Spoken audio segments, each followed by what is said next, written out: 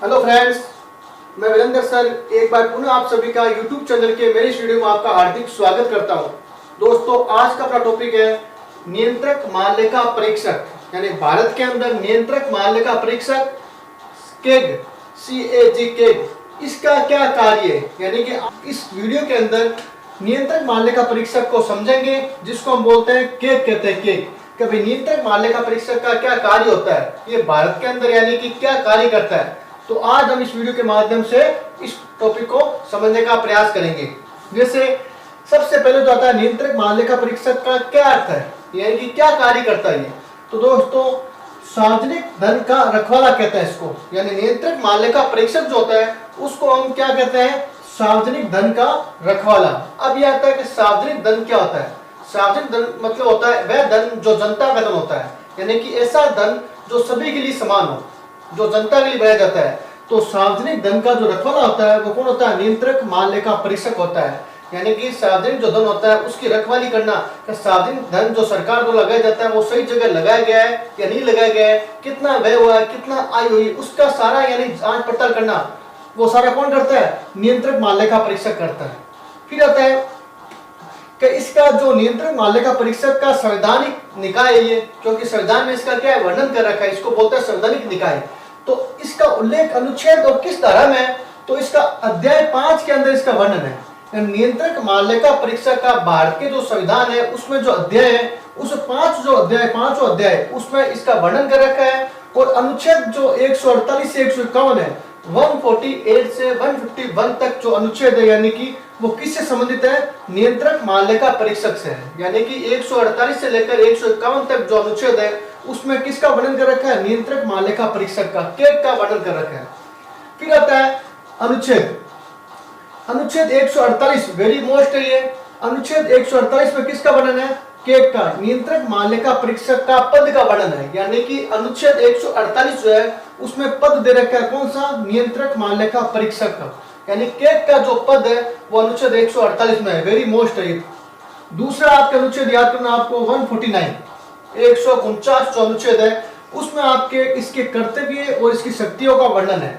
यानी कि केग की जो शक्ति है, उसके जो कार्य है, उसका वर्णन कौन सा अनुच्छेद में है, अनुच्छेद 149 के अंदर, 149 के अंदर आपके नियंत्रक माल्यका परीक्षक के कर्तव्य और शक्ति का वर्णन कर रखा है। उस पर आता है अनुच्छेद नंबर 150। अनुच्छेद 150 में क्या लिखा हुआ है कि संघ व राज्यों के लिए क्या होगा, नियंत्रक माल्यका परीक्षक होगा।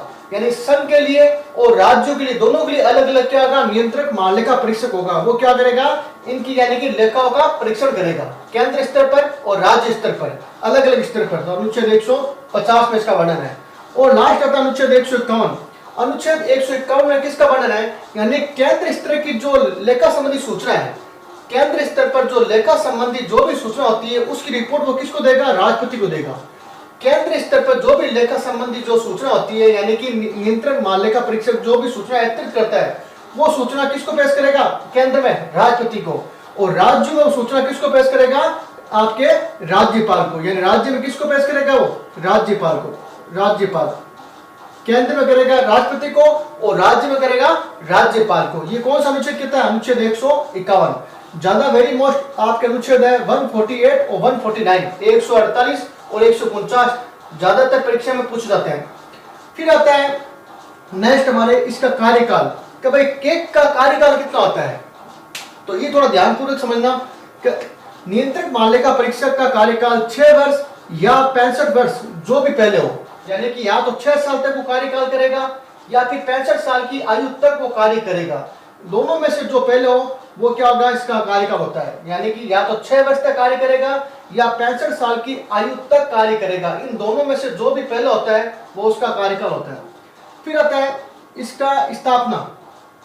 1919 का जो अधिनियम हुआ था भारत के अंदर, जो 1919 का अधिनियम लागू हुआ था, उस अधिनियम के तहत भारत में इसका अस्तित्व आया था। देखो, यानी भारत के अंदर यानी कि केग का जो अस्तित्व उत्पन्न हुआ था या जो स्थापित हुई थी केग की स्थापना, वो 1919 के अधिनियम के माध्यम से भारत में लागू किया गया। इसकी स्थापना 1919 के अधिनियम के बाद लागू की गई। देखो, फिर आता है इससे भी सर्वोच्च न्यायालय के न्यायाधीशों के समान पद से हटाया जा सकता है। देखो यानी कि इसको पद से हटाने की क्या विधि है, जिस प्रकार यानी कि हम सर्वोच्च न्यायालय के न्यायाधीश को पद से हटाते हैं, यानी कि लोकसभा और राज्यसभा में अलग अलग बहुमत के आधार पर जैसे सर्वोच्च न्यायालय के न्यायाधीश को हटाते हैं, उसी प्रकार यानी कि नियंत्रक माल्यका परीक्षक को हम लोकसभा और राज्यसभा में अलग अलग बहुमत के आधार पर विधेयक पारित होने के बाद में राष्ट्रपति के सिग्नेचर होने के बाद इसको पद से हटाया जाता है।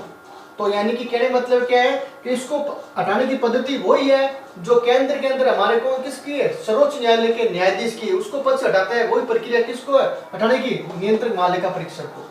फिर आता है नेक्स्ट पॉइंट, ये लोक वित्त का संरक्षक होने के साथ साथ देश के संपूर्ण वित्त का नियंत्रक होता है। देखो यानी कि लोक वित्त का संरक्षक है। लोक वित्त कौन सा वित्त, जो जनता का धन होता है। ये लोक वित्त का संरक्षक यानी कि जनता के धन की सुरक्षा तो करता ही है, साथ ही साथ क्या करता है, उसका नियंत्रण भी करता है। यानी कि जनता का जो धन होता है, यानी कि सरकार उस धन को किस प्रकार व्यय कर रही है, उस पर संरक्षक और नियंत्रण दोनों करता है। तो जनता का धन यानी कि सार्वजनिक धन, उस धन की वो क्या करता है, रखवाली करता है। कौन, केग करता है, CAG, के क्या करता है, जनता के धन की क्या करता है, रखवाली करता है।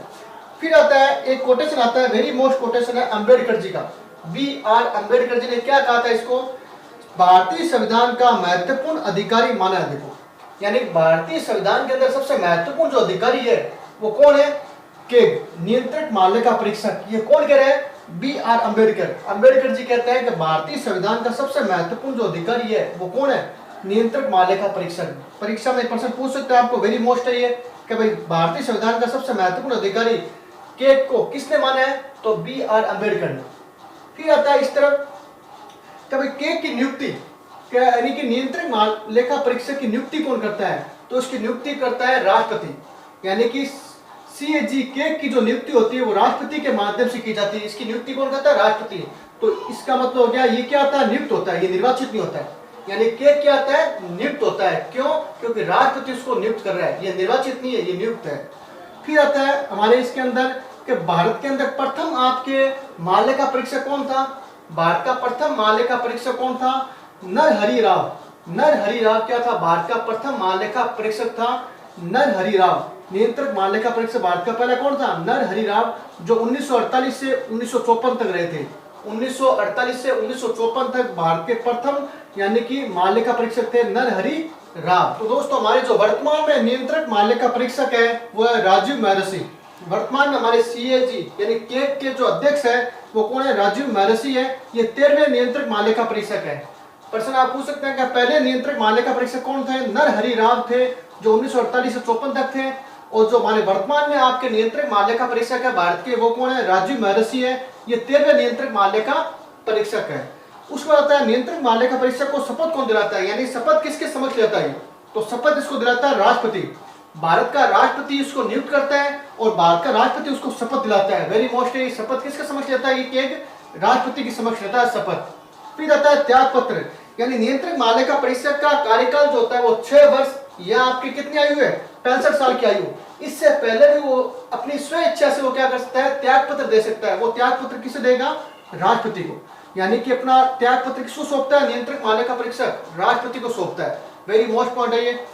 फिर आता है लोक लेखा समिति के मार्गदर्शक कहते हैं, यानी कि भारत की जो समिति है लोक लेखा समिति, उस लोक लेखा समिति का मार्गदर्शक कौन है। मार्गदर्शक मतलब उसको मार्ग दिखाना। मार्गदर्शक उसका मित्र, उसकी आंख, उसका कान किसे कहा गया है, केग को कहा गया है। यानी कि नियंत्रक माल्यका परीक्षक किसका मार्गदर्शक है, किसका मित्र है और किसकी आंख और कान है, वो है लोक लेखा समिति। जो भारत की लोक लेखा समिति है उसका मार्गदर्शक भी है, उसका आपके आंख कान भी है, उसका मित्र भी है। किसको कहा गया है, केग को कहा गया है, केग। तो भारत के अंदर यानी कि जो नियंत्रक माल्यका परीक्षक है वो क्या करता है, सार्वजनिक धन का यानी कि जो भी व्यय होता है उसकी देखरेख करता है, उसकी जांच करता है। तो इस प्रकार देश के अंदर क्या था, भ्रष्टाचार को यानी कि रोका जा सकता है। तो दोस्तों आज के वीडियो में इतना ही। ये था हमारा नियंत्रक माल्यका परीक्षक। तो मेरा ये वीडियो आपको कैसा लगा मुझे जरूर कमेंट बॉक्स में कमेंट कीजिए और मेरे इस वीडियो को आप ज़्यादा से ज़्यादा शेयर कीजिए। अगर आप मेरे नेक्स्ट वीडियो से जुड़ना चाहते हो तो प्लीज़ आप मेरे इस चैनल को सब्सक्राइब कीजिए ताकि आप मेरे नेक्स्ट वीडियो से जुड़े रहो। तब तक के लिए जय हिंद, जय भारत।